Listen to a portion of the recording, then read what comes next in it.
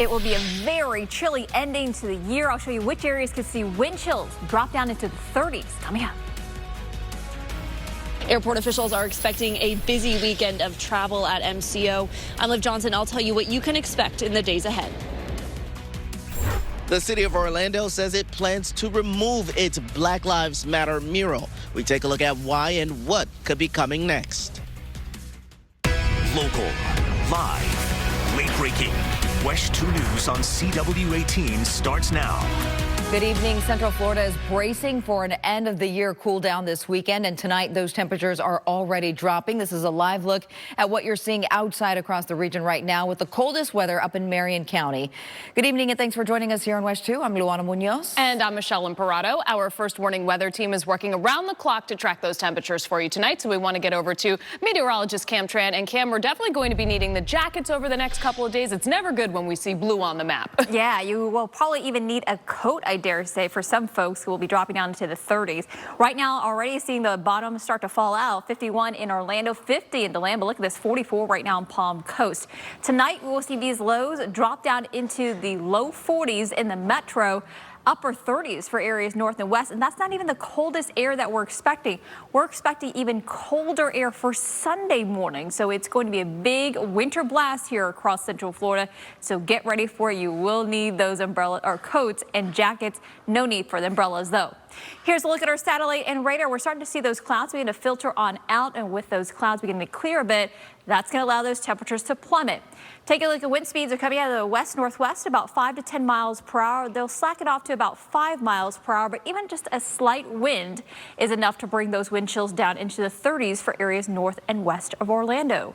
So tomorrow morning, a very chilly start. Cold afternoon, we'll see a mix of sun and clouds. High temperatures tomorrow only climbing into the low 60s in the metro, upper 50s for areas north and west. I'll show you exactly how cold it'll get with those wind chills later on in the show. Coming back to you guys. All right, Cam, thank you. And those colder temperatures can bring their own set of challenges, and local officials want to make sure that you and your home stay safe. So be sure to layer up tonight. Also, stay out of the wind. Experts say that the wind chills can rapidly lower your body temperature. For your home, make sure to cover any cold-sensitive plants. And if you plan to use a space heater, keep it on a solid surface and never leave it unattended. And due to the temperatures forecasted for the weekend, Seminole County is already activating their extreme weather plan. Officials packed the shelter with supplies into a trailer earlier today so that they'll be ready for any potential emergency. The county activates the plan when the forecast calls for at least 4 hours of temps lower than 40 degrees. Officials are also offering support for the rescue outreach mission. They are unable to add any additional people to their already enhanced capacity that they have during cold weather evenings. Then we would open up that shelter. The outreach mission can take in about 130 people overnight to protect them from the cold weather. And our first warning weather team is working round the clock to bring you the very latest forecast for your neighborhood. Take out your phone and make sure to download our free WESH 2 News mobile app and turn on your notifications for any breaking news updates. We want to give you a live look at Orlando International Airport tonight, where officials are gearing up for the busiest day of the holiday travel period. More than 187,000 passengers are expected to fly in and out of MCO tomorrow, and it comes as people across the country are heading home after the holidays. WESH 2's Liv Johnson is live at the airport for us tonight. And Liv, you were seeing some delays earlier this evening. Yeah, I did see some delays earlier. Thankfully, I did not see any cancellations. As of right now, as you can see behind me, it's virtually empty. There is no wait time right now. We did see it fluctuate a lot in the earlier evening. I would say around 7 p.m. was the busiest. The wait time was about an hour. Again, there weren't any cancellations, but a few delays, and travelers were very happy about that. But there is still some very busy days ahead at MCO. Now, the airport's holiday travel time goes until January 7th. That's when they predict the busiest. It goes from December 16th to January 7th. They think about 3.9 million people will go through the airport during that time period. So if you are traveling within the next week, and especially tomorrow, just make sure you give yourself plenty of time. Live from the airport, I'm Liv Johnson, WESH 2 News. All right, Liv, thank you. In other news tonight in Lake County, a 19-year-old man accused of shooting and killing another man in Leesburg is now in custody. Officers say Kevin Harrison surrendered to police today and is now being held in the Lake County Jail. The shooting happened just before 9 o'clock Wednesday night at a home on Main Street. 22-year-old Kayla Pendleton was also arrested in connection to the shooting. She's facing a tampering charges, accused of taking shell casings from the scene. And in Orange County, Winter Park police are looking for the person they say robbed a bank on North Orlando Avenue this afternoon. Officers say the suspect walked into the TD Bank, presented a note to the teller, and left with an unknown amount of cash. They say no weapons were displayed during the robbery. Now take a good look at your screen. Officers believe that this man is the suspect. Anyone with information is asked to call Crime Line. In Brevard County, 3 people are being held without bond in connection to the murder of 2 men in Titusville. 30-year-old Antario McCoy and 18-year-old Nakarian Anderson were already in custody at the Brevard County Jail on separate charges. And now they're facing 2 counts of first-degree murder each. 24-year-old Andriel Curry Jr. was arrested yesterday and is facing the same charges. Officers say 2 33-year-olds were found shot near an apartment complex on Knox McRae Drive back in July. They say 2 kilos of cocaine were also recovered at that scene. That plus other evidence made investigators believe the murders are drug-related. Out in Polk County, 57-year-old Susan Cochran is accused of animal and elder neglect after deputies say that they found 35 cats and a dog living in horrifying conditions. They say Cochran was also caring for an 82-year-old woman at that home on Pope Lane.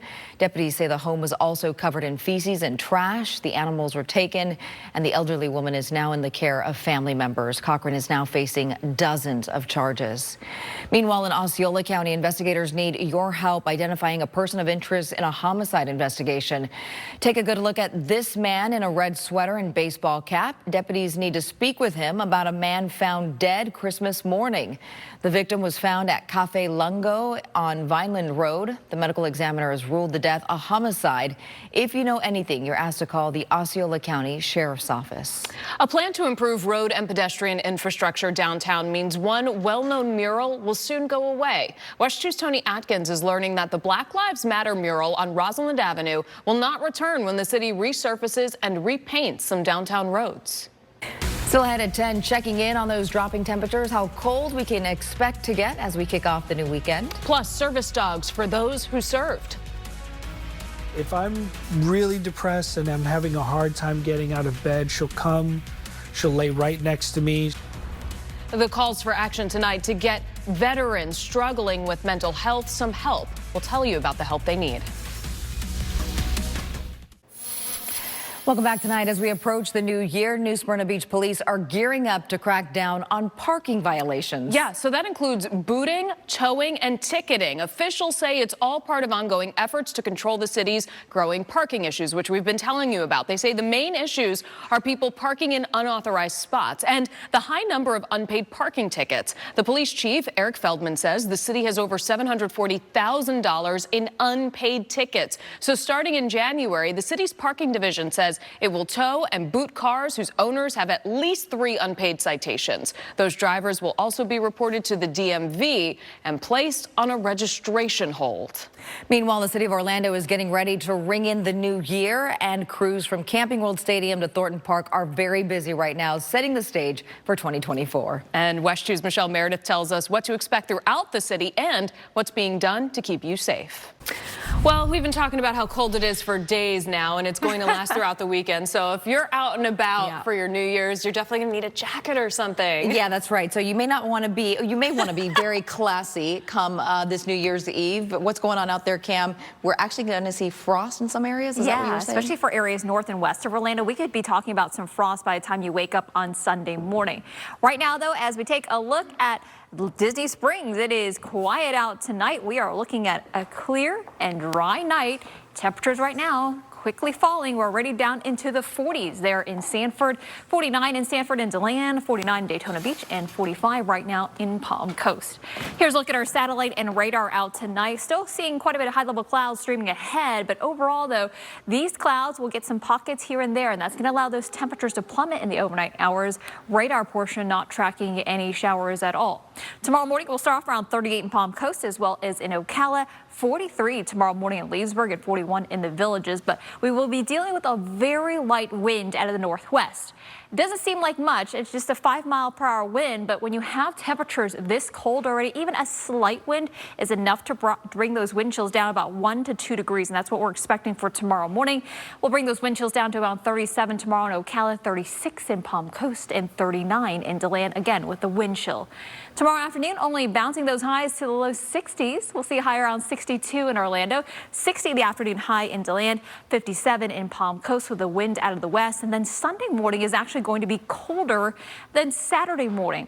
The bigger difference is we will see clear skies and the winds will be calmer, and that's going to allow for those temperatures to cool off very quickly. It's what we call radiational cooling. So we could see some patchy frost here for some folks up north in Marion County, as well as interior portions of Volusia and Flagler County. So keep a close eye on that for you for the weekend. But if you have some sensitive vegetation, you might want to bring them in, because these are the areas you see in the turquoise where we could get some patchy frost again early Sunday morning. Weekend planner. Afternoon highs only in the low 60s both weekend days. 62 the high on Saturday, 64 the high on New Year's Eve. And then New Year's Eve night, it will be downright chilly as well. Around 10 o'clock, 50 degrees, 49 degrees at 11 o'clock. And when we're ringing in the new year at midnight, it will be 48 degrees with clear skies. We're going to continue to see that cool down even into 2024. Pretty quiet conditions for the start of the new year. Just a 20% chance to rain on Tuesday with a weak front moving through. And then on Thursday, I think of next week is when I think we'll see the next big weather maker. Chances of rain about 40%. Highs, so you see mostly into the 60s and staying really cool. So you're going to need to keep those jackets and even light winter coats handy for quite some time. We'll have more news for you coming up on the other side of the break. Welcome back tonight. For some veterans, returning to civilian life can be very challenging, with unseen scars often making everyday tasks even more difficult. And for those struggling with their mental health, a little help from a four-legged friend can make all the difference. A recent shortage in volunteers willing to raise and train service dogs means not enough veterans are able to get that help. Amanda Sansoni shows us the new push to get corporate America to step in.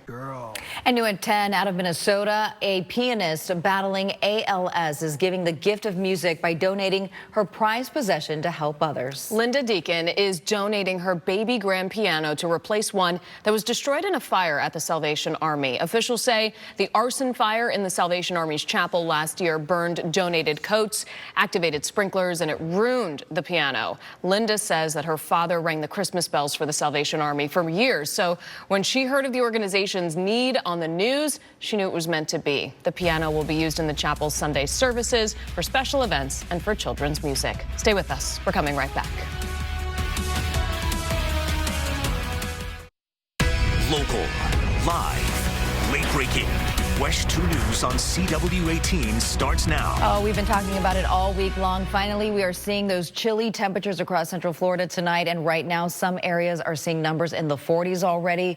Good evening, and thanks for staying with us. I'm Luana Munoz. And I'm Michelle Imparato. So the temperatures are expected to keep on dropping as we finish out the year. So let's get over to Cam Tran right now, who's tracking it all for us. Cam, we could even see a little bit of frost later this weekend. That's right. So right now, here's a look at where the frost advisories are in effect. Right now, no Central Florida counties are under the advisory, but up north near in Alachua County and Putnam County and portions of St. Johns County are under a frost advisory. I wouldn't be surprised if it actually gets stretched down farther south by the time you wake up Sunday morning, when we will see our coldest temperatures this weekend. Speaking of those temperatures, they're starting to fall already. 44 in Ocala, 46 right now in the Villages, currently at 51 though still in Orlando. By the time you wake up tomorrow morning in the metro, we will be talking about temperatures in the low 40s, upper 30s for areas north and west. Satellite and radar showing quite a few clouds across our area. Dry conditions though. That's not really rain that the radar is picking up there. We are looking at light wind out of the west-northwest at just 5 to 10 miles per hour, and even just a very light wind tomorrow morning will bring those wind chills down 1 to 2 degrees cooler than what the air temperature indicates. Even with the afternoon sun, we're only going to bounce those highs into the low 60s in the metro, upper 50s for areas north and west. And as we mentioned earlier, there's the potential of frost. I'll go county by county on areas that will see the best potential for frost and how cold it'll get as you wake up tomorrow morning. Coming up. All right, Cam, thank you. And stay with WESH 2 on air and online as we continue to track the cool down. We're going to bring you the latest temperatures, the theme park closures, even shelter openings. Be sure to download our free mobile app to get any breaking updates right at your fingertips. In Marion County, Ocala police are now offering $15,000 for information leading to the arrest of the suspected Paddock Mall shooter. This is Albert Schell Jr. Take a good look at him. Officers say he opened fire at the mall last weekend, killing 40-year-old David Barron. Well, tonight, Schell remains on the run. If you know anything, call Ocala PD. The attorney for the man accused of murdering 2 Palm Bay teenagers on Christmas last year says his client is innocent. WESH 2's Marlene Martinez obtained a copy of the suspect's arrest affidavit and explains why detectives tracked him down. Now, we did reach out to the city and police for their response to Simpson's statement. We were told no comment. Simpson's arraignment is scheduled for next month. Out in Flagler County, family, friends, and loved ones are gathering this weekend to say goodbye to an 11th grader that was killed in a car accident. Thomas Schultz was an AB honor roll student at Matanzas High School. He passed away just a couple weeks after his 17th birthday and will be laid to rest in Palm Coast tomorrow at 11 a.m. Matanzas High School will have grief counselors on campus after winter break.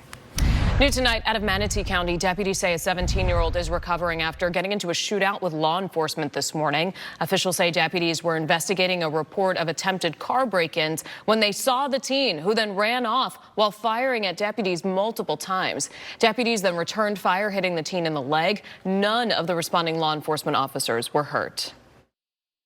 I really want to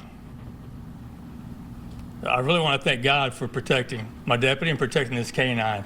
This was a very close range shooting, 20 to 23 yards max. I mean, we're very lucky. Deputies say the teen is facing multiple charges, including 2 counts of attempted murder while engaging in a felony and armed burglary. New tonight out of South Florida, 3 people are facing multiple charges in what's being called the largest ever fentanyl seizure in Martin County. Deputies say 2.5 pounds of the deadly drugs were recovered during a bust Wednesday. They say a confidential informant told detectives that 3 men from New York were bringing $300,000 worth of fentanyl to the county. Deputies say all 3 men were arrested and 10,000 pressed pills were seized, setting a county record for a single drug bust. Each of the men are being held on a $200,000 bond.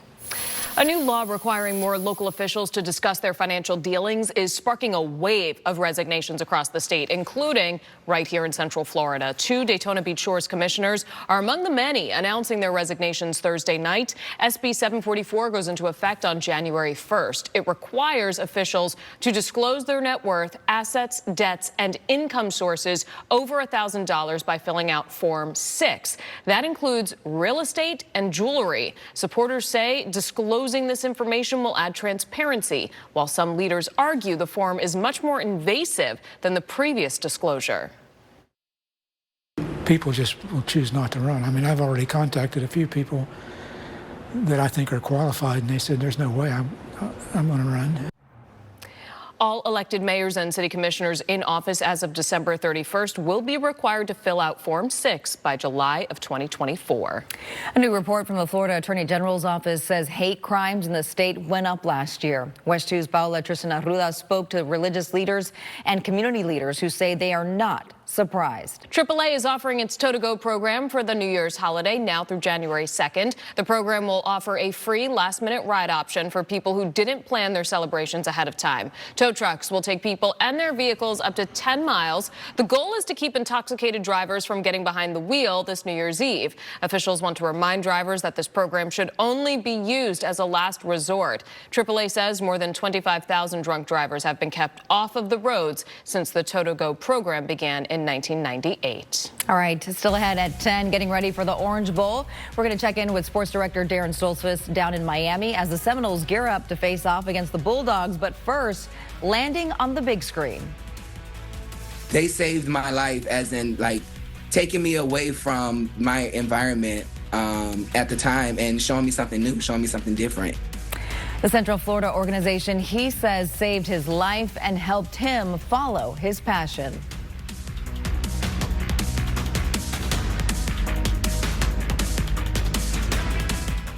doesn't wait for your alarm clock. It's constant. We begin with breaking news this morning. That's why we're working for you around the clock. Preparing you with information you need to know to start your day. Developing stories this morning. Getting the facts. Finding the stories. Your stories. Checking the skies to plan out your forecast. And of course, warning you of any traffic on the roads. So start your day with confidence. And wake up to a sunrise. WESH 2 News Sunrise, starting weekday mornings at 4:30. Welcome back tonight. The reviews are in. The new film adaptation of The Color Purple, bringing in more than $18 million in sales that hit theaters this Christmas. People said that they love the music and the dancing. And one Orlando native is proud to be part of it all. In tonight's Saving Our Streets report, WESH 2's Christina Watkins shares how dance saved his life and landed him on the big screen. This is just amazing. So the Paramore Kids Zone was started by Orlando Mayor Buddy Dyer in 2006. City leaders invest about $2.5 million into programs in that neighborhood every year. That is an incredible story. Every time we air it, I want to cry. Yeah. To see how his potential was realized through a program like that. And aren't we all glad that we get to enjoy his talents now too? Oh, I absolutely. mean, that's wonderful. It's yeah, beautiful. It's a gift. All right, what's not a gift right now is these cold temperatures. What's going on out there, Cam? We say we're going to see frost. I know. Some areas could see frost on Sunday morning, mostly north and west of Orlando. It could be a gift. Some folks like the cold. Here's a live look outside right now at Daytona Beach. You can see the lights there in the background. A really nice evening, although it is cold, though. 49 degrees and mostly cloudy skies. We do have that breezy wind right now out of the west-southwest at 7 miles per hour. That brings that wind chill down to about 46. So we're definitely feeling the chill already. Take a look at our first warning radar. It is dry across our area and will stay that way through the end of the year. I can't believe we're saying that already. Tomorrow morning, it's going to be a chilly start. You'll need to grab that jacket, or if you're a winter weather wimp like I am, a coat. Not gonna lie, wore that big puffy jacket or coat this morning, and you'll likely need one too tomorrow morning, because here's a look at those overnight lows. We'll start off county by county here with Marion County starting off at 38 tomorrow morning, Reddick 38 in Ocala. Tomorrow morning, a cold start in Wildwood at 41, Rutland 41 as well. Webster will drop down around 42, Leesburg 43 for your overnight low, Eustis and Umatilla down into the low 40s, Ashtabula 43 as well as Mount Dora tomorrow morning, Paisley 41. Along the coast here at Cape Canaveral will drop down to around 49 degrees. Vieira will drop down to around 46. St. Cloud and Osceola County will drop down to around 45. Kenansville 43. And along the I-4 corridor, Winter Park will drop down to around 44 tomorrow morning, 43 in Apopka, 40 in DeLand, and a nice chilly 38 degrees in Palm Coast tomorrow morning. Overnight lows remaining on the cold side even through the new year. Look at this. We'll drop down to around 42 on Sunday in the metro, and on Monday 44 in Orlando to start off the new year. Afternoon highs only going to climb to around 62 tomorrow afternoon. 64 the high on Sunday, and New Year's Day a high is 69 degrees. But you can see all 3 days we will see a stretch of sunshine out there, and it will be dry. Staying dry for the new year day itself, and then as we go into Tuesday, a very fast-moving front moves through and brings an isolated shower on Tuesday. I think most locations will remain dry. Behind that front, we'll see seasonable temperatures on Wednesday, and then we're watching our next big weather maker here. It's this storm system that's going to be developing in the northern Gulf. It's expected to head our way for Thursday next week, and that could bring us our next best chance of rain.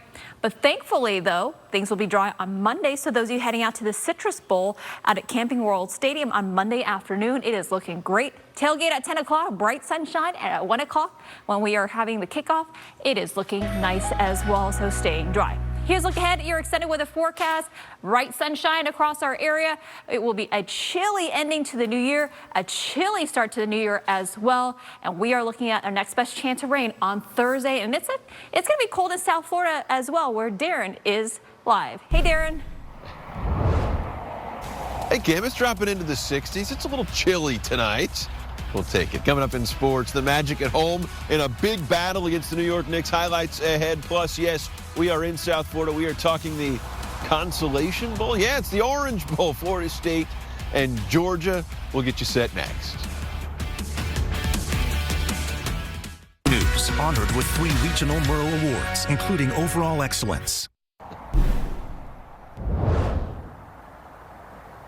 Hello, everybody. I'm Darren Stoltz for Sports Comes to you live tonight from Hard Rock Stadium, well, just outside it in Miami Gardens.